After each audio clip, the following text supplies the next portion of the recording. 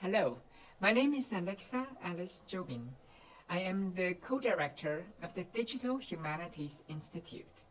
Just like printed books and typewriters, AI is a technology of representation. Like other technologies of reading and writing, AI exists within an ecology of written words as asynchronous communication. There are some use cases for researchers in terms of, again, not knowledge creation, but research information retrieval.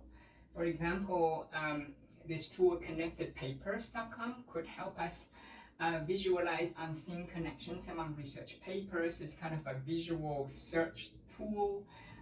Perplexity.AI is also pretty good compared to existing tools, including Microsoft Copilot, ChatGPT, even Google. ChatGPT in particular really cannot search the web live.